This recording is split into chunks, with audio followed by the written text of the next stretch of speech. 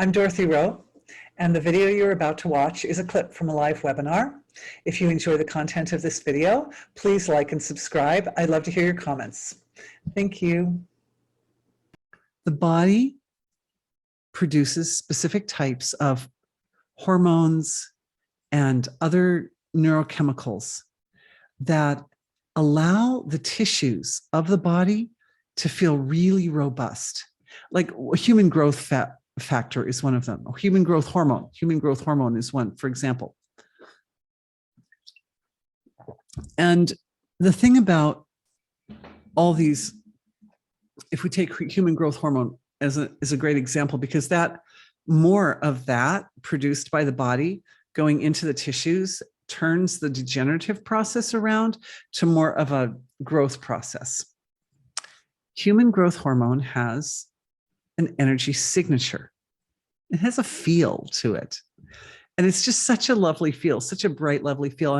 And I came across it years ago when I noticed that sometimes when I was falling asleep at night, there was kind of like such a relaxing in the tissues of my body when I was sleeping that I was getting a little sleep apnea. You know, it would kind of like the tissues would just relax so much that they kind of like close up and wanted to contract, obstructive sleep apnea. And I realized that, of course, when I was experiencing that, I was experiencing it when I was in the gap between waking and sleeping, right?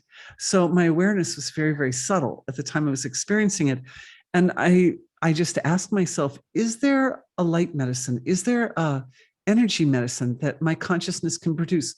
So what is a light medicine? Can my consciousness make a form that would be precisely appropriate for these tissues to make them feel kind of like taut, to make them feel taut and strong and like youthful, you know? And then the energy signature of this came, and I just let myself be with that energy and let it feel it in my body, feel it move through my body. Where my awareness moves, that energy would move with it. And as I did that, I found that instantly, everything just like took its correct shape in the back of my throat. And I feel that this is the same type of energy that's required for deterioration of the joints. And what these hormones do, all these types of neurochemicals are made of proteins and amino acids. Like amino acids are the building blocks of these neurochemicals. And the amino acids have the proteins, they're charged, they have electronic charges. And so when the energy in the joints is one of deterioration, it means that the spectrum of electromagnetic energy in those tissues of the body is holding the energy of deterioration rather than holding the energy of growth. My husband was looking at DNA samples today. He was looking at, or not, were they samples or just like how various family members' DNA index showed up. And what was really interesting was that in each one of us, there's a vast amount of I didn't know this, a vast amount of DNA that simply doesn't show up. So when he was looking at his form, it showed up a certain percentage of a particular, what would we call that? Ethnic group. There was a particular ethnic group at 4%, but the 4% of that ethnic group did not show up in his parents' DNA. Oh, so how is that? How did he get 4% of this unique ethnic group in his DNA, yet his parents' DNA does not show any of that? The answer is that it was there, that particular ethnic group DNA is there, present in his parents' DNA, but it's latent. And so the DNA tests, they only show the part that expresses itself. So it was very interesting, right? And I think it's the same thing that we're looking at with this electromagnetic array of coding information in our bodies that tells our DNA how to show up, and thus it tells the cells how to show up. Is that I'm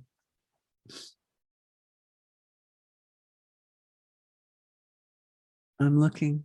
I close my eyes when I'm looking. I'm looking into everybody's electromagnetic spectrum and how the display, of the tapestry of the electromagnetic energies in the physiology are showing up, and particularly for anybody who either has deteriorating bones and joints or anyone who has the potential in the future for deteriorating bones and joints. And let's go ahead and include teeth in that, just because it's a very similar, it's a very, very close part of that process. So the electromagnetic display is, you could say, it's very much a reflection of the intelligence that oversees the Devata intelligence that oversees that part of the body.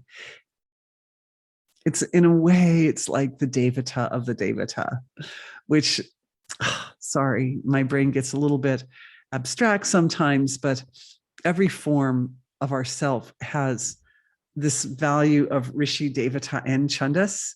So Rishi is the knower, Devata is the process, the knowing process, and Chandas is the known. But the knower is looking at himself. So actually the process of knowing is knowing itself. And so it really is one thing. But then each part, like the Devata also has a Rishi Devata Chandas division, and the Chandas has a Rishi Devata Chandas division, and the Rishi has a Devata Chandas division, and these divisions layer upon themselves, or layers upon layers upon layers of them like that, that ultimately give rise to the relative field of creation. So when we're talking about the electromagnetic display array in the physiology, which acts like we can compare it to the coding in a computer. So the computer has its Rishi, Devata, and Chandas, right? The computer has the hardware, but then it's got the coding, which is kind of like the function that allows, you can say that the computer is the Rishi and the coding is the Devata, and it's the coding that like makes everything sort of happen. And then the Chandas is what happens. It's like the output. It's like the vision on your computer screen and all the files on your computer and like that, all the pictures that you save.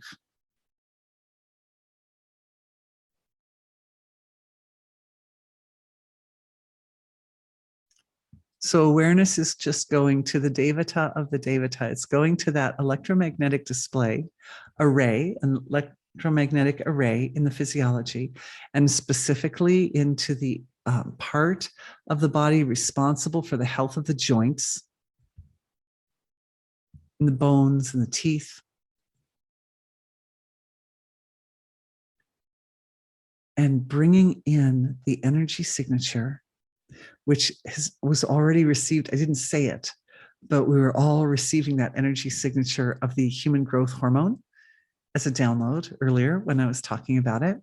So receiving that energy signature, and that energy signature shows up in the joints and in the bones as like a tuning fork.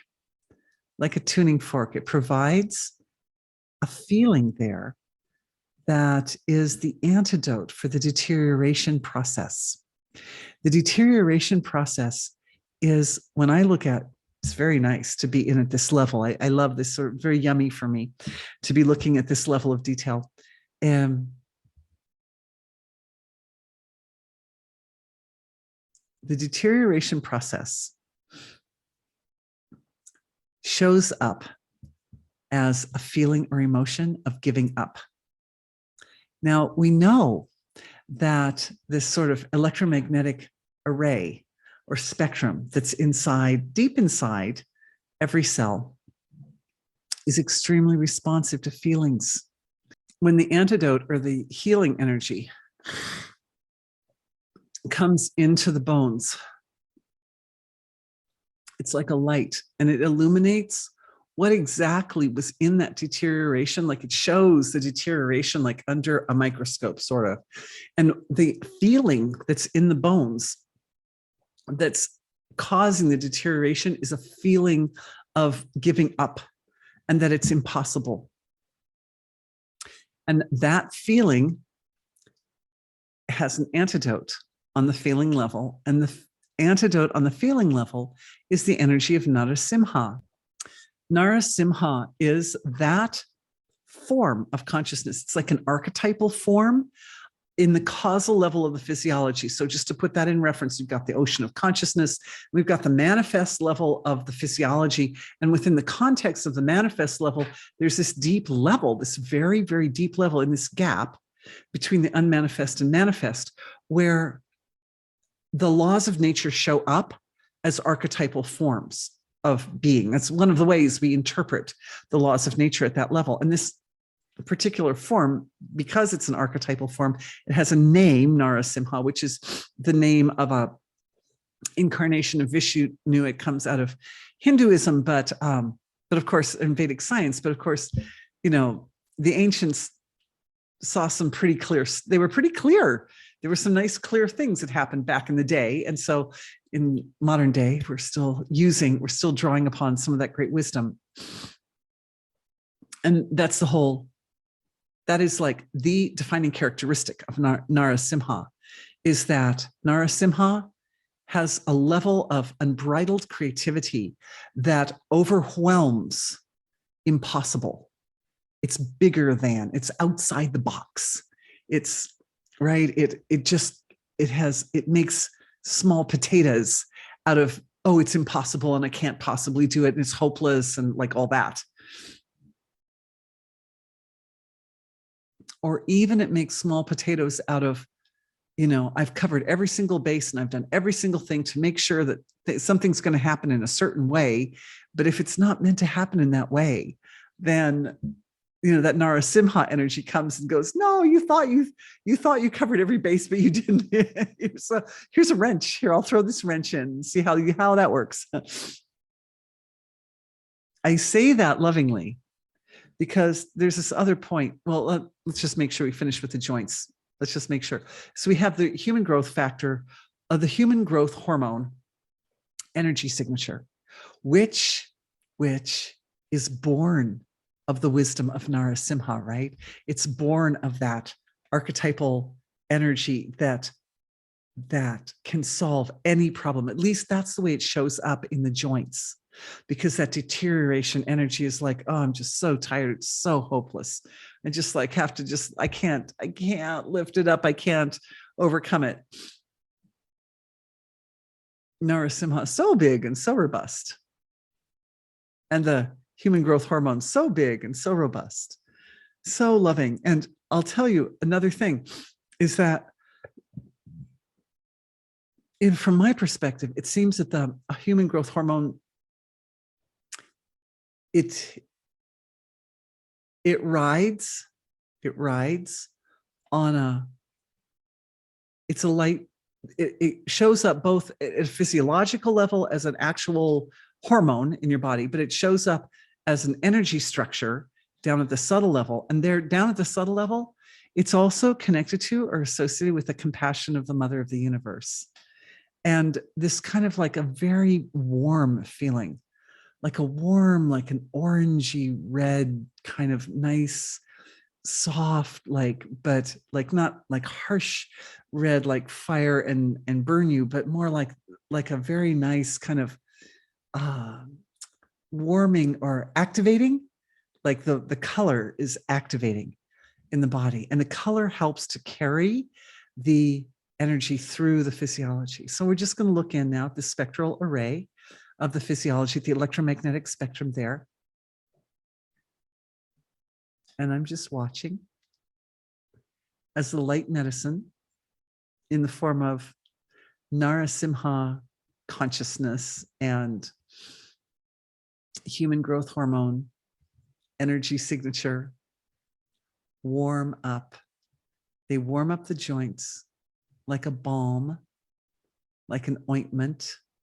They go in and it creates little cycles or circles in the joints. And of course, we know, because we know all about that cycle of evolution, those little cycles or circles are multiplying themselves, cycles of evolution that go through, and they pull out, they leach out the energy of it's hopeless and I'm giving up. And it's even more than it's hopeless. It's like, I'm just choosing to give up. I'm just giving up. And it's not that people who have deterioration in the joints, in their personalities, that they give up. No, not necessarily. It's that particular energy forms can get stuck in little parts of the tissue. And often the body will hold little discordant feelings or little dissonant energies in order to allow you to not experience them, right? So like if there's like a cyst, that I was emailing somebody about a cyst, I think today, and this is a person who doesn't carry a lot of anger, who doesn't feel angry, is a very patient person and very sweet natured, but their body makes cysts. And so what happens is the body's like, oh, you don't need this anger. This anger isn't like, it's not suited to your nature. So what I'm going to do is I'm going to like store it for you in these little places on your body. And so the person goes through their life and they feel kind of relieved of those energies, but their body is carrying it. And the reason that happens is that at least in that case of that person, that the anger was carried from past lives and it had not been processed. And because the nature of the personality in this lifetime was to not really to be very patient and sort of very easygoing and not very angry by nature, they really weren't having the experience of processing the anger very much either. And so the net result was that it's showing up in little bubbles of kind of hard spots there. So the antidote, of course, is to provide a context for dissolving those discordant feelings, which is what we're doing for the joints right now. I'm watching all the joints, extremities, hips, spine, neck, jaw, and teeth. That's a lovely place. I'm seeing, it's very interesting. There's a kind of a secondary chakra in the mouth. So as this good energy comes into the mouth, the fact that there's a chakra in there, the chakra engages with it and sort of helps to enhance the process for the teeth. It's very nice. The mouth has an amazing capacity to self-heal. And so there's like naturally a kind of abundance of healing energy in the mouth anyway. So the laws of nature of the mouth are supporting this process. It's beautiful.